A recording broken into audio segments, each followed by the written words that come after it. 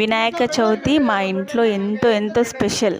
ఎందుకు అంటే నేను పుట్టింది చవితికి 3 రోజుల తర్వాత, అంటే సప్తమి రోజు జన్మించాను. అలానే మా ఆయన కూడా వినాయక నవరాత్రుల్లోనే పుట్టారు. అలానే నా బాబు వాడు కూడా పుట్టింది వినాయకుడి బ్లెస్సింగ్స్తోనే. ఎలా అంటే మేము హాస్పిటల్ చెకప్కి వెళ్ళాము, 10 months కంప్లీట్ అవుతున్నాయి అనేసి.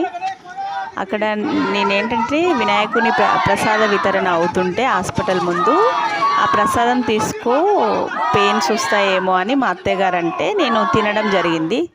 అది తిన్న వెంటనే నా పెయిన్స్ స్టార్ట్ అయ్యాయి. మా బాబు జన్మించాడు. ఇప్పటికీ వాడికి ఏంటంటే మేము పెట్టిన పేరు కూడా హర్ష గౌరిక. అంటే గౌరిక అంటే వినాయకుడి 108 నేమ్స్లో ఒకటి అన్నమాట. గౌరిక అంటే గౌరీ పుత్రుడని మీనింగ్ వస్తుంది.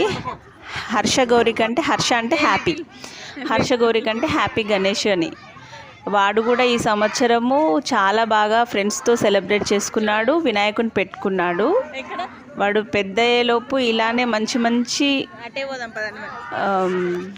పనులు చేస్తూ మంచి సంతోషంగా వాడికి నచ్చినట్టు జీవించాలని కోరుకుంటున్నాను. ఇలా ఇంటర్ కనెక్షన్ ఉందన్నమాట మాకు వినాయక నవరాత్రులతోటి.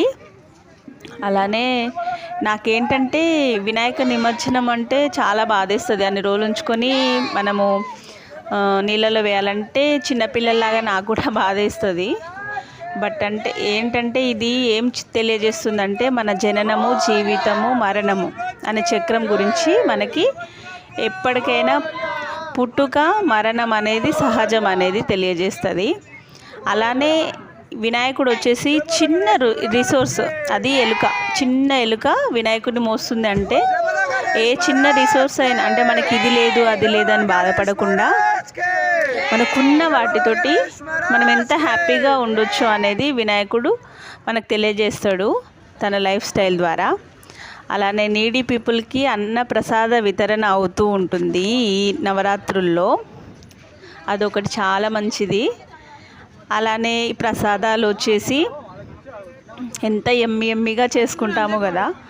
అలానే ఇక్కడ వచ్చేసి సామూహికంగా చేసే మంచి సెలబ్రేషన్, చిన్న పెద్ద పేద ధనిక ముసలి ఇలా ఏం తేడా లేకుండా అందరు ఇన్వాల్వ్ అయి చేసుకునే పండగ కాబట్టి మాకెంతో ఇష్టమైన వినాయక చవితికి